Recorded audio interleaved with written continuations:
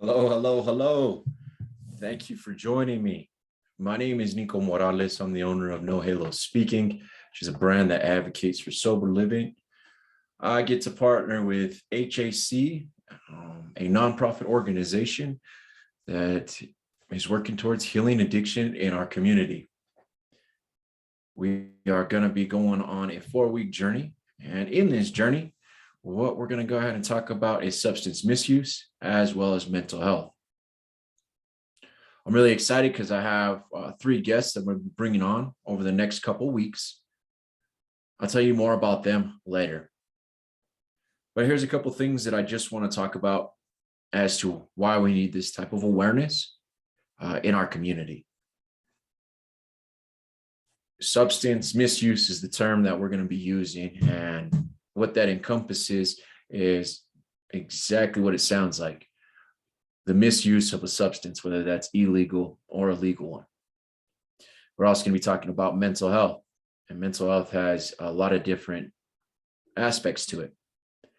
We're going to go over an overview this week, and we're going to talk about the definitions, the red flags, and some common indicators of both substance misuse as well as mental health issues.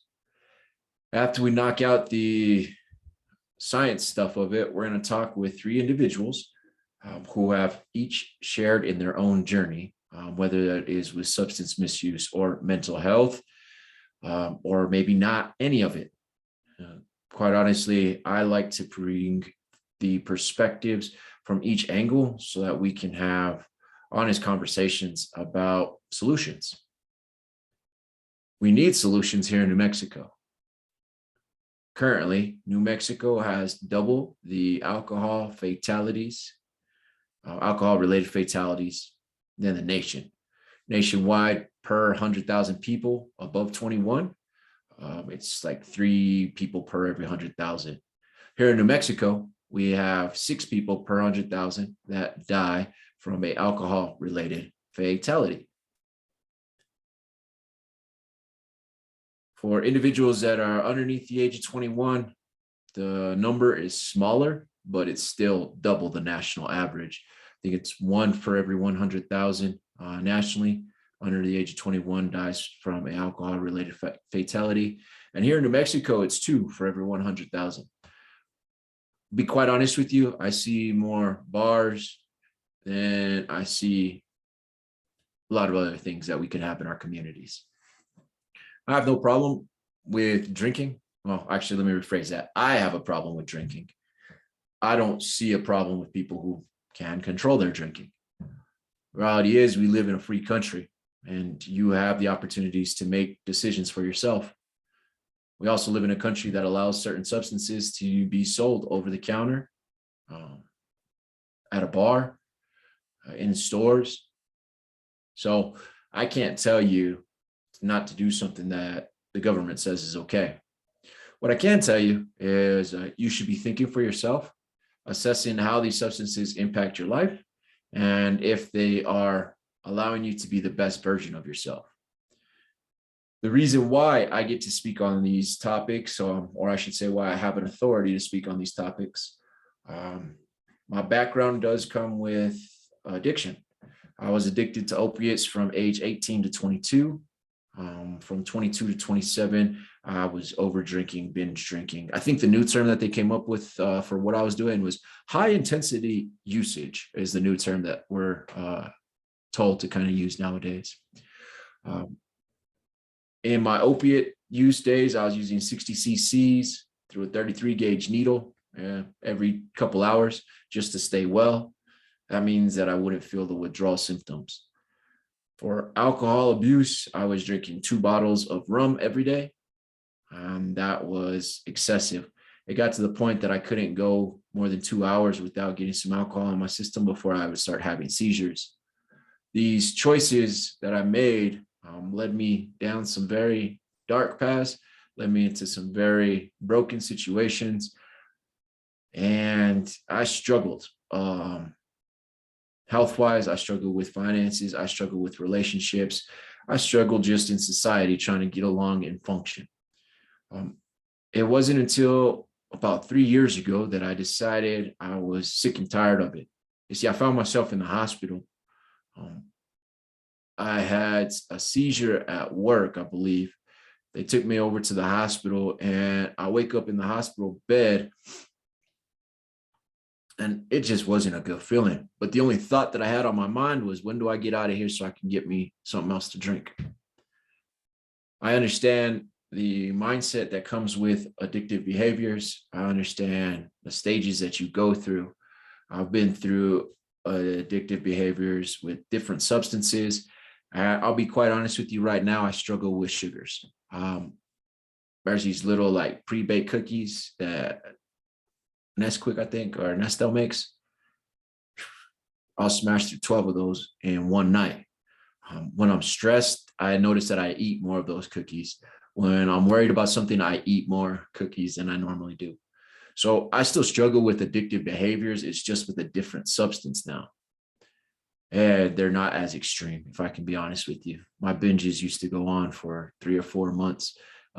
Now, like I said, I recognize my eating behaviors, and that's when I can assess what's actually happening in my life. So from the addiction to opiates and alcoholism, I enrolled back into school, got myself a bachelor's in business. I didn't pay I paid $250 for my bachelor's. That's all I paid out of pocket. So I know how to get an education without paying out of pocket. I know how to do it without getting scholarships. I was able to actually get paid while I got my degree. In addition to that, I've written a book, 5 Things to Know Before You Get Sober. You can support me and get a copy of that at nohalonm.com. I have also dedicated past 3 years, I would say, to finding ways to communicate and break barriers with individuals who are wanting to change but don't know how to change. Last year, we saw the first 6-digit deaths that we have seen in the nation. And I think it's been like 10 years. What that means is that we have a significant issue, and we need individuals who have been able to solve these issues on their own to share the solutions with others. Our intent, No Halos and HACs behind this event, is to bring awareness to the issues that we have here in New Mexico. Also to put a face that is relatable. That's why I get to be here. Born and raised Albuquerque, New Mexico. I understand the culture here. We'll put it that way. I also work with adults. HAC works with young adults. 14 to 21 is their age group. My program takes on people of all age groups, but mainly from 25 and up. I run a private program. They run a nonprofit organization, but we use similar tools because we have the same goal: healing addiction in our community. If I can be honest with you guys, I know that we aren't going to be able to heal the whole addiction. But if we can get a percentage to make a change in their behaviors, then we can start seeing some progress. Our community is only as strong as our weakest members. So if you guys have noticed, we have a lot of unhoused individuals. We have a lot of individuals that struggle with mental health issues. Mental health statistics were right about the average. New Mexico sits at 22 per 100,000 people who have mental health issues. The nation sits right about 19 with mental health issues. So in some areas we are aligning, in some areas we're not. I don't like when somebody comes and tells me what to do, quite honestly. I don't feel that I should be telling anybody else what to do. In this series, in my program tonight, what I'm going to be talking about, again, is the overview. And then next week, what I'll do is I'll bring in an individual and he'll talk about his journey. The last couple notes that I'd like to put on this is nobody is perfect. There's leaders in our community that struggle with issues. Yeah. There's leaders in the religious organizations in our community that struggle with issues. There are white collar individuals that struggle with mental health and substance misuse issues. It's not your average, it's not the stigmatized individual that has mental health or substance misuse problems. I say that because I do the work that I do to provide a face to the issue. In my journey, I have experienced unhoused, I guess is what it's called. I still call it homelessness. Didn't have a house. I was sleeping out of my truck, shooting heroin. In my journey, I've also experienced the negative self-talk, deep depressions, all that stuff that comes along with substance misuse, as well as mental health. At a younger age, they tried to diagnose me with like bipolar, I think is what they said that I had. I've also been told a bunch of other diagnoses. I have my own personal belief on certain things. I'm not here to preach. I'm here to teach. So I will let you know that I believe you are made up of 3 different parts, make you one human. That's your logical mind, your emotions, your energy, emotion, and we'll call it your spirit, I guess, and your physical body. So mind, body, and spirit is what each one of us is built out of. I focus on the mind and the spirit. The body portion of it, quite honestly, can be done within 14 to 30 days. Your body can push out the toxins. The rest of the work is done mentally and inside your soul. So before we get started, please, if you have any questions, go ahead and drop them in the chat. I am going to begin the presentation for today. And today's presentation is purely an overview on substance misuse as well as mental health.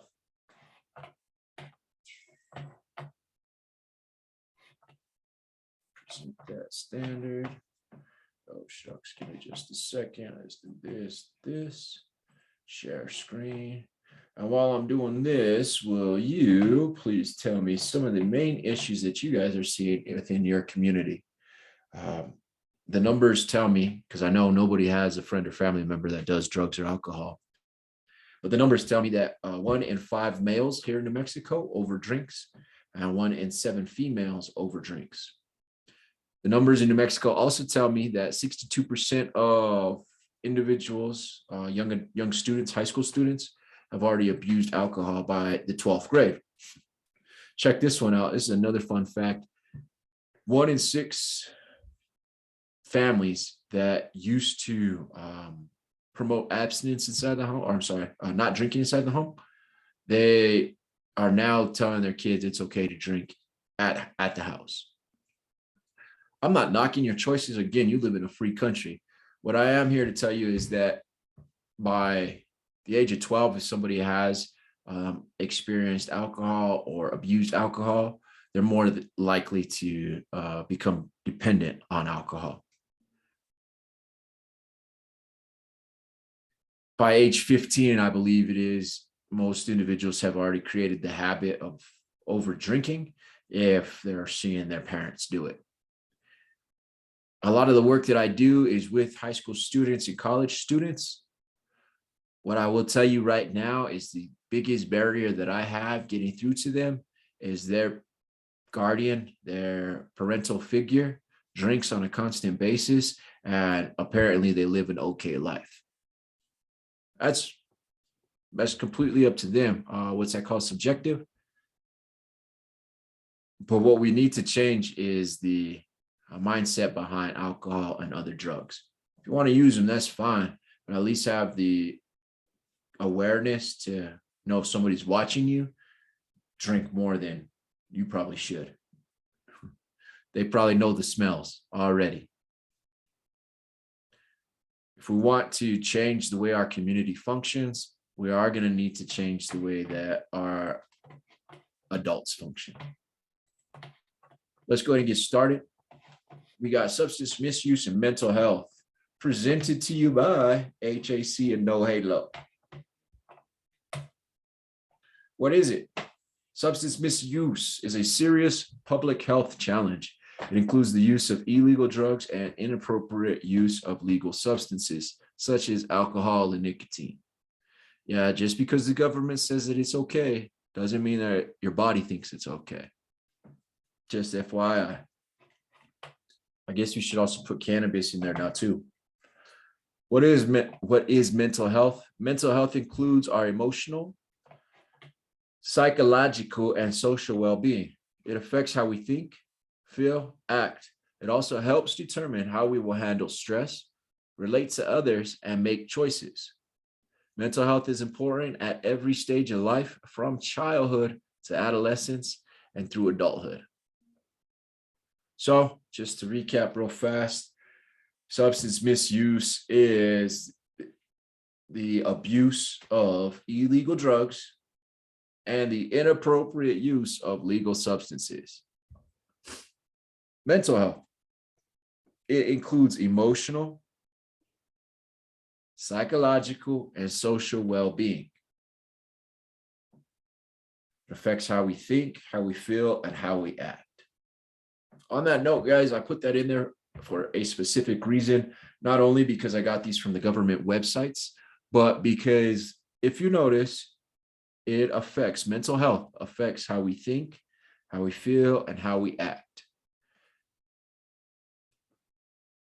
If we are wanting to change any type of behavior, action that we take, what we must change first is the way that we feel about that action. In order to change the way that we feel about that action, you got to change how you think about that action. Thinking contributes to how you feel. Feeling contributes to how you act. If you can start to learn to control your thoughts or understand your thoughts, you'll have a better grasp on your mental health. Another thing I'd like to note here is that emotional, psychological, and social well-being. We are humans. Humans require a tribe. The last 2 years that we have had has put our tribes in uncomfortable and very stretched situations. Our communities in uncomfortable and very stretched situations. How we move forward is going to be super impactful on the overall mental health of our communities. If we are isolating or excluding individuals for reasons that are included in their civil rights, we are going to start to see larger issues arise. Substance misuse, well, yeah, I'll be quite honest with you. I have a personal feeling that the inappropriate use of legal substances is a far larger issue than the substance misuse of these new narcotics that we're seeing. A lot of individuals won't, let me rephrase it. Individuals that I speak to and that I work with tell me that they won't drink because of the way that they saw an older generation act underneath alcohol. They'd rather do drugs because to them, it's not the same behavior. I say that because what we're seeing right now is a shift in the views on legal and illegal substances. I like the shift because what we're taking is a bird's eye view of, hey, this is still a substance. It doesn't matter whether it's legal or illegal.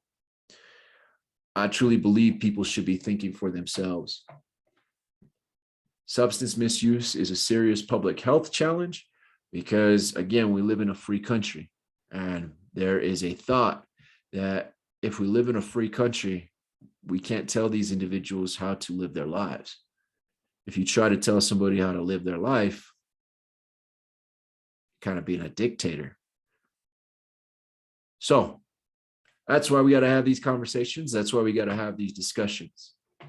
Let's move forward. Next one that I got for you guys is substance misuse identifiers.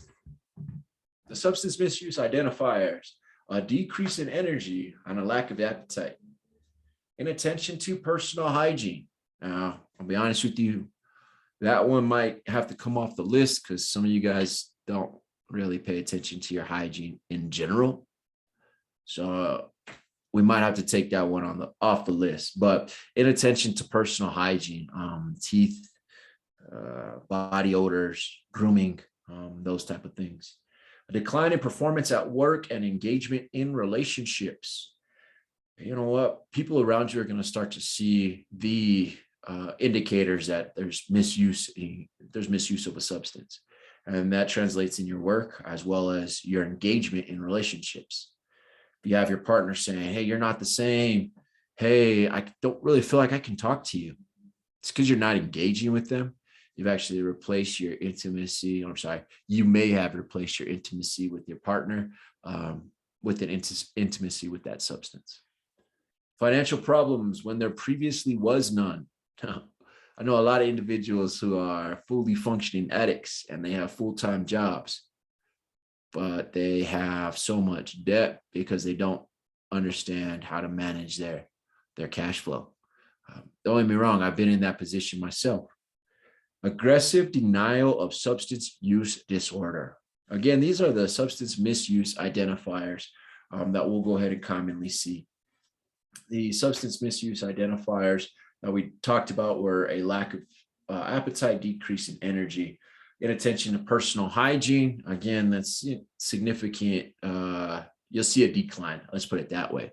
The person who used to dress nice in a three-piece is now coming in a t-shirt and jeans, and there's not really a reason for it. There's not really a logical reason, I should say, for it. Decline in performance and engagement in relationships. This one kind of stung when I had to put it on the list, mainly because, as I told you guys earlier, I had a seizure at work once. Check it out. This is how it went down really quickly. I knew that I had a problem. I was 260 pounds and I had to drink every 2 hours. Well, I told myself, you're not drinking this break. You're not drinking this break, Nico. You're going to take this last phone call. You're going to go smoke your cigarette, but you're not going to drink. My body felt all secco. It was all dried up. It just hurt. Call ends.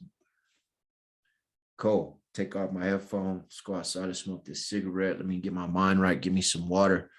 Stop by the water fountain. Yo, what's up? How are you? Go. Man, my mouth is still dry. Get outside, smoke this cigarette. Hey, yo, what's up, Kayla? How you doing? Yeah, I'm gonna light this up real fast. Why is everything turning yellow? Everything turned yellow. Boom. Next thing I knew, I was being asked who the president was. Who's the president? What's your name? Where are you at? I drank so much that my body went to withdrawals and it was really shutting down. I had a seizure at work, and that wasn't the first one. That was just the first one that they had to call the ambulance on me for. In that same window of time, the female that I was seeing, the engagement that we had in our relationship just significantly declined. For me, I was one of those ones that example of replacement. I had replaced the intimacy with her with my intimacy with drinking.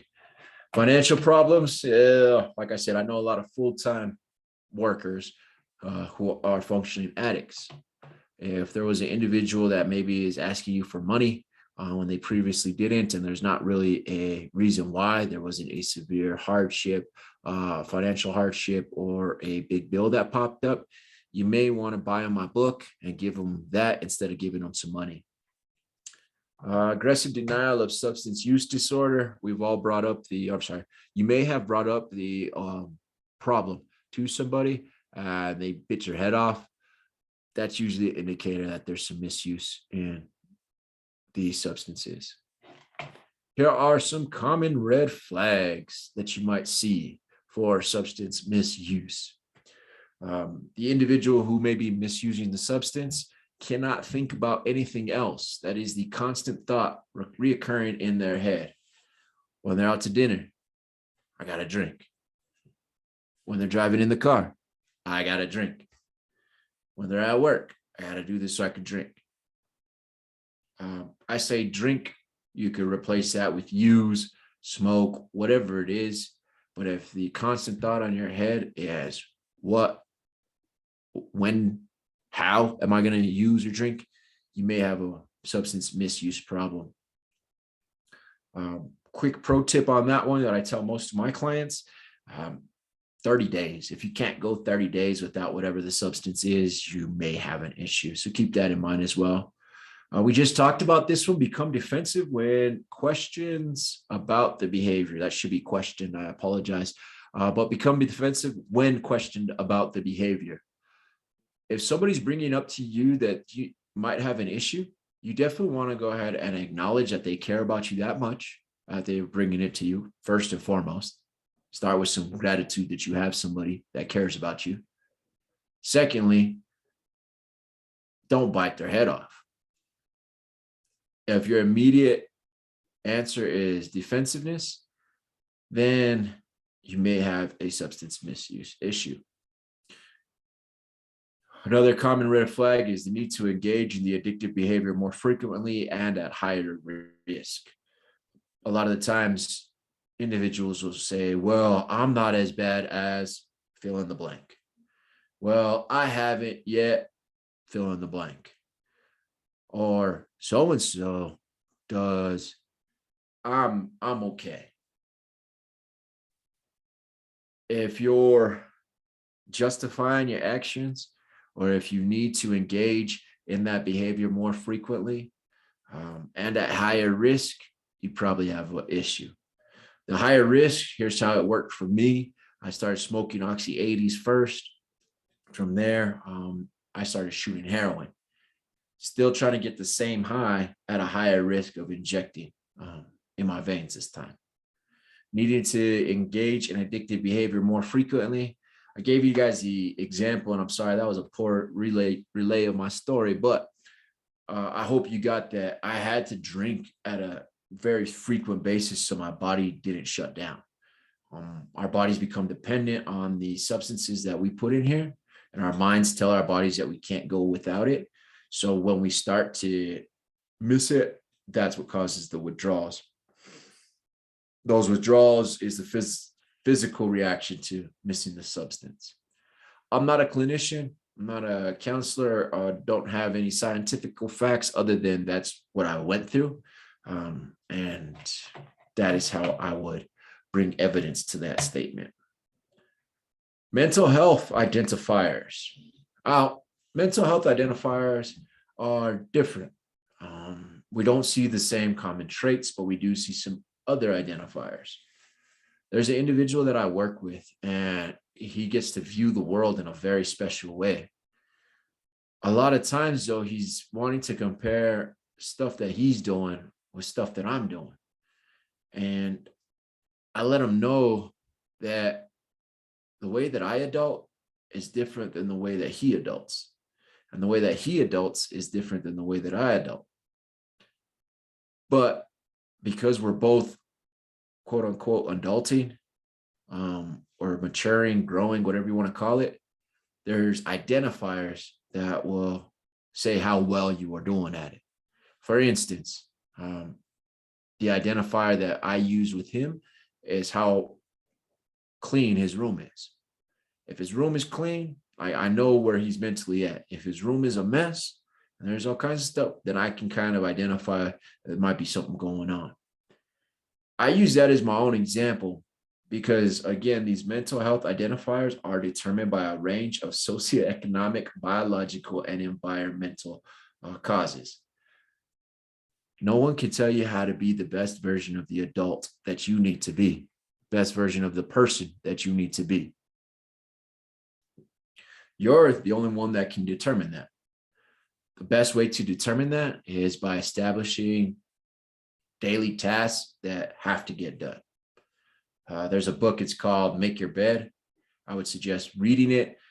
It describes the formation of habits and why they're important. If you know that you struggle with mental health issues, that you have a history of it, maybe in your family, a great way to start to identify when they may be happening is by setting these daily tasks, weekly tasks. For me, I'll share with you guys that one of my identifiers is my toilet. In my room, if my toilet is getting nasty and gross, then I know that something's kind of wrong, because I don't like to be in nasty, gross places. I've been in enough of them. So that's one of my identifiers. That would be considered environmental. Biological, that's how your body is reacting. If you're really sluggish, let's see, don't want to be outside in nature, you feel off, is what most people will say. That would be the biological change, because there are chemical imbalances that can cause these mental health issues. Socioeconomic, well, what they're talking about there is, I believe what they're talking about there is, are you contributing to society in a positive way, or are you taking from society? We're doing one of two things. You're either contributing to society or taking from it. So that's how I view socioeconomic identifiers. If an individual is taking more from their community than they are giving, there may be some issues there that we need to work through. Might be an identifier that there's some things there. Rapid social change is a big identifier. That one is just because our brains have to adjust to whatever it was.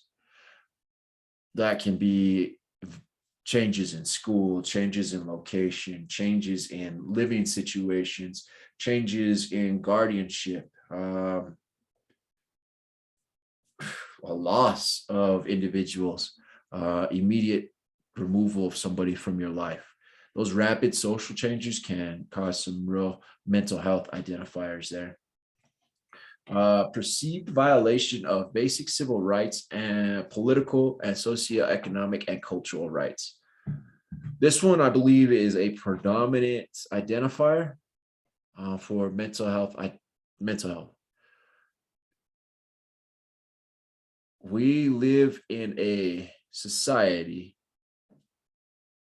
that there is civil rights that you have, and there's laws that are supposed to govern us. These laws are so that we can live peacefully amongst each other. A lot of times, individuals forget that their rights don't trump the rights of others. A lot of times, people believe that their political views are better than other individuals' political views. A lot of times people think that because they live in certain neighborhoods, they drive certain vehicles, they have certain jobs, they have elevated rights than others. Some individuals believe that cultural background determines the value of a human being. If you violate those rights on another human, that can be an identifier that you have some mental health issues. Quite honestly, that's what I'm going to say. We live in a society that you should be aware that you have others around you and that you have the freedom to think for yourself. So that means they have the freedom to think for themselves as well. Mental health identifier can also happen as a way of coping from extreme trauma, conflict, or emotional abandonment. Mental health, some of the mental health causes are these things right here. Extreme trauma. Many of us have been through extreme traumas. Many of us have been through conflict, and many of us have had emotional abandonment. If you notice somebody going through a stage in life that may be very traumatic, that is dealing with a conflict with somebody that they really care about, or a high stress conflict situation, if you see that somebody is vocalizing their emotions, are not being taken seriously, if we don't address those things, provide resources, more than likely we're going to see the negative things that come with mental health problems. Again, we are as strong as our weakest community member. And if we choose to neglect the members of our society that have substance misuse issues, mental health identifiers, mental health problems, we're choosing to neglect our own communities that we live in, that everybody says they care about. I'm sure plenty of you got the Duke on you, plenty of you got the Zia on you. So important to put it on your skin, but is it so important to take care of someone else's back, cover someone else's back because they're from here too? I have a very strong passion behind that because I've been on both sides of the fence. I've been in situations where nobody wanted to help me out because of my own choices. I've also been on the side of the fence where people expect me to help them out just because of the position that I'm in. I'm going to tell you right now, we all need help. And if we choose not to help each other, don't get mad at the conflicts that we're going to see. Don't get mad at the outcomes that we're going to see. One suggestion that I make to my clients as they get towards the end of our program, my program, is that they need to find a way to be of service to their community, wherever it's at, however they want to. But they need to figure out how to help somebody else solve the pain that they just solved. If you could share your solution with one person, they could share it with one person, watch how our community changes in a positive way. Red flags to include decreased joy when around friends and family, social exclusion, hallucinations, excessive neglect of personal care, drastic changes in energy levels. These red flags, guys, are very common red flags. Again, I pulled these from government websites. What I want to share with you, though, is that these aren't the only red flags. These are common red flags that people have collected after doing a bunch of evidence-based research. What I can tell you right now is that you have this faculty within you. It's called intuition. That intuition, it allows you to connect with those that are close with you, those that you have a solid connection with. I like to say is a spiritual connection with, right? That intuition is going to tell you when something's off. There's that term floating around, gaslighting, right? I believe that a form of gaslighting happens when your intuition says something's up with somebody that you care about, and they're telling you nothing's wrong. If your gut tells you, hey, you know what? When we used to do X, Y, and Z, so-and-so used to get so excited to see his cousins. Now he doesn't. Your intuition is telling you something. You must listen to it. Social exclusion? No. If you're not being invited to places because you act weird, people don't like being around you because you've changed, that's a red flag that you should probably start addressing some mental health issues on your end. I know for me, when I was heavy in addiction and dealing with a lot of mental turmoil, I don't want to say like I got excluded, but there was no positive reason to be around me. Like literally, when I walk in a room, I could drain. I don't want to say drain, but I could bring the tone of the room down. Social exclusion doesn't mean that they don't care. It means that they care about themselves enough to say, hey, I can't be around you right now. And don't get me wrong, that hurts.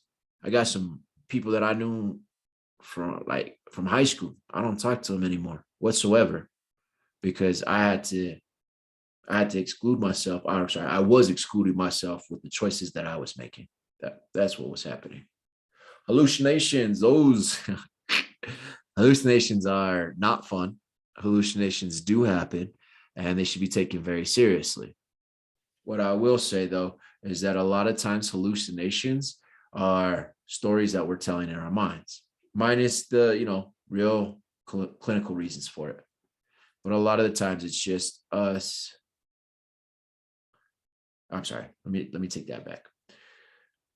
Hallucinations are real and they do happen. They are created in our minds. Excessive neglect of personal care. I already told you some of you guys are stinky as is, but there is certain things that you will notice. Mental health can translate into if you see somebody who shouldn't have dreadlocks and they got dreadlocks and you ask, oh, are you growing them out? And they're like, no, just don't care to take care of it. That's an excessive neglect of personal care. I recently saw a story of a man. He hadn't showered, I guess, in 67 years. He lives somewhere back Middle East somewhere. I was like, that's excessive neglect of personal care. He chooses not to shower. Dude had cake on him, like his eyebrows had cakes of mud. It was wild to me. Maybe an indicator that he has some mental health issues. Drastic changes in energy levels. Well, this means that, hey, you know what? John used to be so excited when we would go to the United Games. Now, John don't even want to go to the games. He don't even want to watch them. He doesn't even want to wear the shirt. That would be a drastic change in the energy level. I believe that animals can be super helpful in these situations. For me, I had a dog. His name was Johnny Cash. Yeah, he was all black, had a nice little white triangle here, looked like he had a black suit on. Johnny Cash was my guy. He went around with me everywhere. I knew that I had a problem when Cash would run up and greet me when I got home, and I didn't get excited to see him. Sitting there smiling, tail wagging. Dad's your home. Dad's your home. He's rubbing up against my legs. And I'm like, yeah, boy, what's up, man? But the inside excitement wasn't there. These drastic changes in energy levels are a red flag for mental health. We got some treatment options that we're going to talk about on this page. I, again, am not a counselor. I'm not a therapist. I run a private personal development program, is what I do. Treatment options for substance misuse are behavioral counseling, medication, skills training, and long-term follow-up. These are the top 4 that I believe can be universal for any type of substance misuse. If you're shopping, or I'm sorry, that shopping isn't a substance, let's say, oh, cookie issue, right? Nico eats his 6 cookies at night instead of just his normal 3. I could go see some behavioral counseling for that. There probably is some medication. I know that there was a medication that they wanted to give me, or actually that they did prescribe me for alcohol use disorder is what they call it. I didn't choose to take medication, but medication is a viable option. There is a therapy process called replacement therapy. Please ask your primary care provider, your professionals in your support circle, whether it might be a viable option. But what you do is you replace one substance with another. Most of the time it's medication. Skills training. This is one that I absolutely love. I believe that developing skills on how you think is a wonderful tactic to give the individual independent living. You see, I don't believe that you should be dependent on a medication, on a program, on a group. I believe that you should have validation from your actions. I believe that you should have trust and confidence in who you are. When you start to build that and when you have that secure inside of you, the world's yours. Skills training. I can give you one right now just because I love them so much. For both substance misuse as well as mental health issues, one of the skills that I can train you on is a skill called wait. Yep, wait. And I know I hear it all the time. Nico, oh, I got you. Wait before you think before you act. Yeah. If you got me, then why are you still acting the way that you are? WAIT is an acronym that I came up with. Here's how I came up with it. I'll go buy my sack of dope. I'd have my spoon and I cook it, set it down, and I would shoot. I pull it into my syringe, and right before I would shoot up, this is in the stage that I was actively working to get clean. I'd ask myself, what am I thinking? What am I thinking? And I had to answer myself before I could use. What am I thinking using? Am I thinking that this is going to take care of an emotion that I'm feeling? Am I using just enough to make me feel well? Is it a logical decision that I'm making right now? And I'd start with those two. Is it emotional or logical? And then I kind of ask myself, why?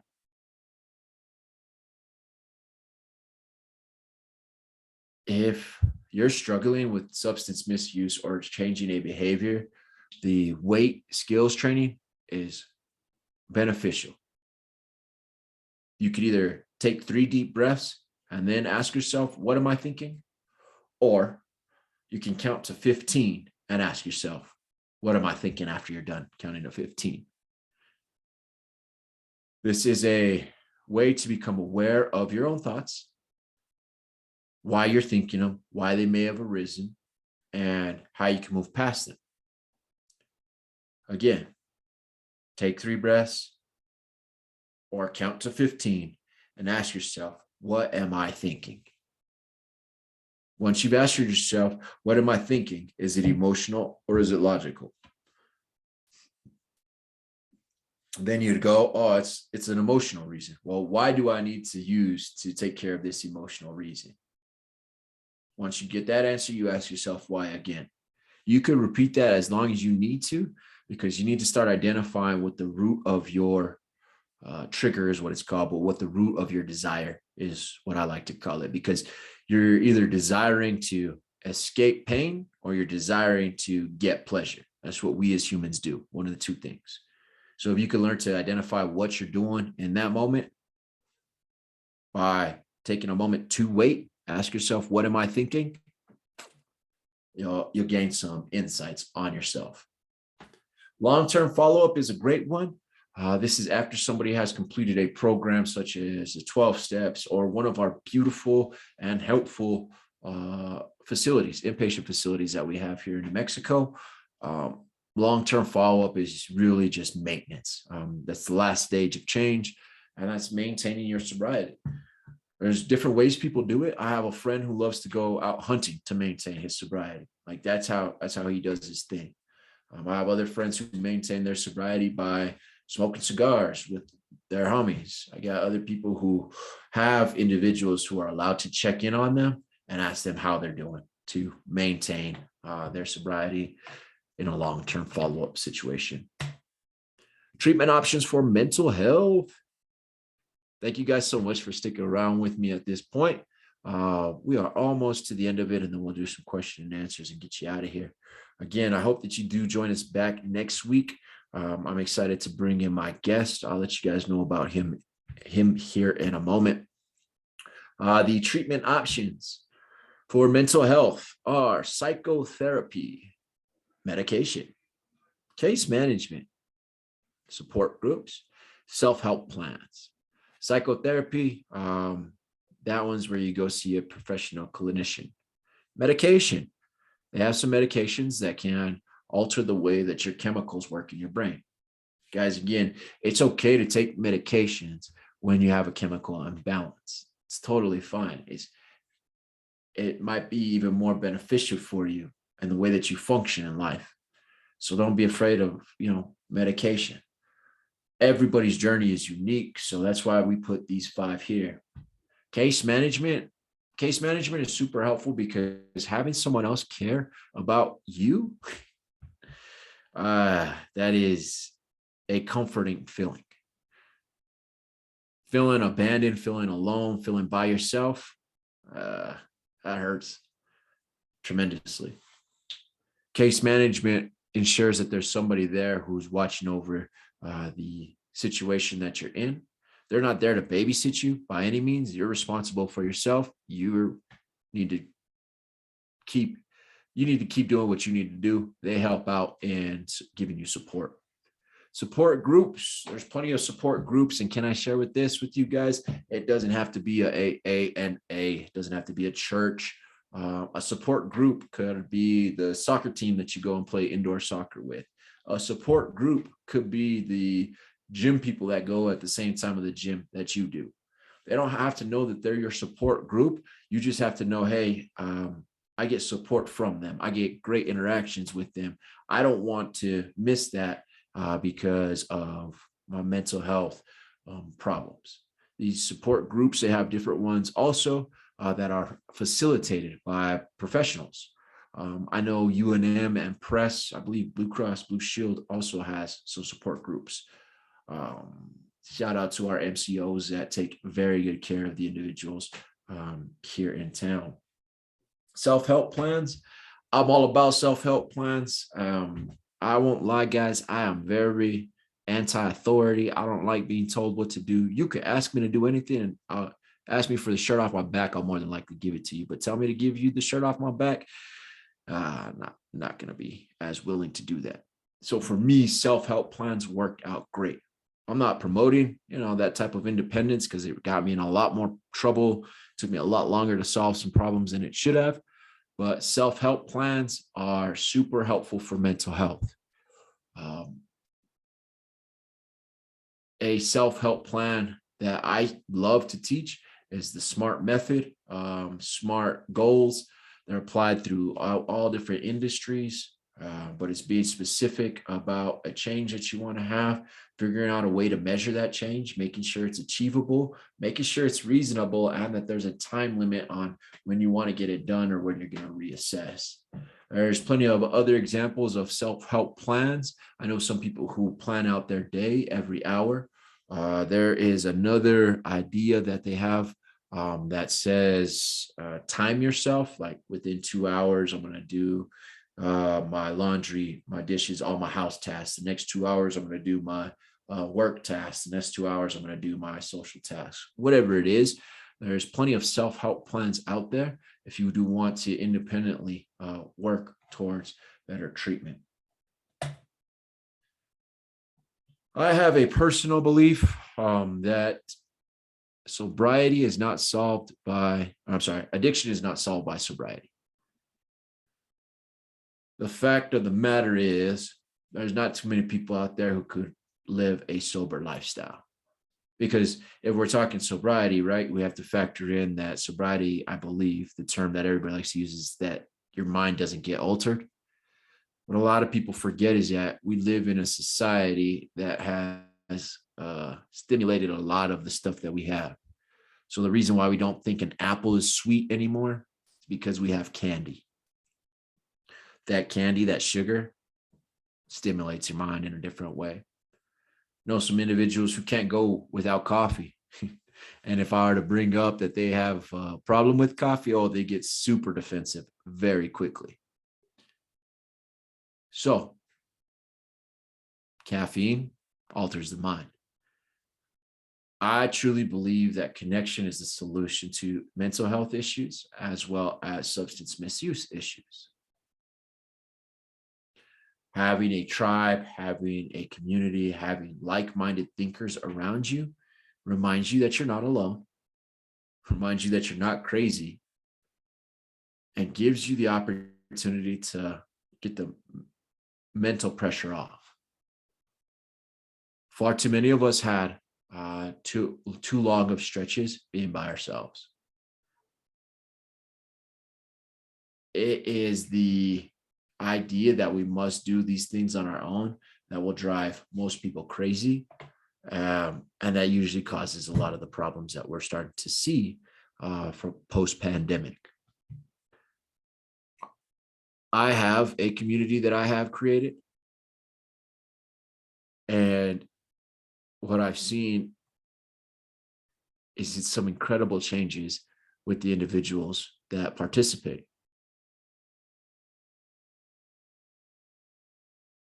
Community is the solution, and it helps the most. Again, like I said earlier, community doesn't have to be just your work. It doesn't have to be just your school. It doesn't have to be just your church. Community doesn't just have to be your neighborhood either. Those are 4 places to start. Legit. If you can't tell me your neighbor's name, it's okay if you cuss afterwards. Don't worry.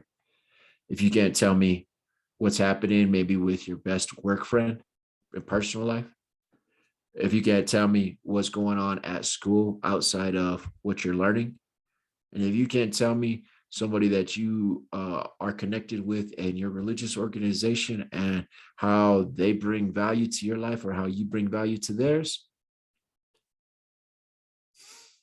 that might be the best place to start in creating these connections. Again, I'm not here to tell anybody how to live their life. What I am here to tell you and show you is that there is a way to do better. You're not required to be an angel. You are required to do better each and every day. There's a sacred principle that I believe many of us have forgotten. I know for many years I was the one that forgot this, but it's a sacred principle of living with character and integrity. The individuals I'm going to be bringing on over the next couple of weeks, they struggle with some issues, but they have good character and they have integrity. One of my mentors dropped this beautiful gem. He said, it's not that people don't see your problems, it's that the value and the solutions that you bring override your problems. Most people stop messing with you when you provide more problems than solutions for their life. I want to challenge everybody over the next 7 days to figure out one way that they can help out their community. I'm not saying go and give a homeless or unhoused individual a car. I'm not asking you to do that. What I am asking you to do is sometime throughout your day, smile at someone else. Pass along a compliment. Let's start there. Ask your neighbor what their name is instead of just pounding on the wall because they make too much noise. When you go to your religious gathering, be intentional about meeting somebody new. If you're in school, you know the person that gets socially excluded. Pass them a note. I'm not asking you to go sit with them. Tell them that they look good. Give them a compliment. That voice that you share with them, that insight that you share with them, maybe what helps them out in going from substance misuse to an overdose, from mental health to a felony charge. I have wrapped up my presentation for this evening, so I'm going to leave this screen up just for a few moments. This is the contact information. Healing Addiction in our community can be reached at their website, healingaddictionnm.org. There's their office telephone number as well as the email if you'd like to get some information on how Healing Addiction New Mexico is working to heal addiction in our community. My information, you ain't going to get my telephone number, sorry. But you can have my website. There's a meet and greet there if you do want to talk. I schedule a certain amount of time every week just to pour into the community. So please take advantage of that. If you have any questions, concerns, or if you want to elaborate or talk more about something that I said, if you want to cuss me out for something that I said, or if you want to tell me I'm wrong in something that I said, send all those emails to nico.m@nohalo.com. Before I let everybody out for the evening, I do just want to make sure that you guys know you are cared for.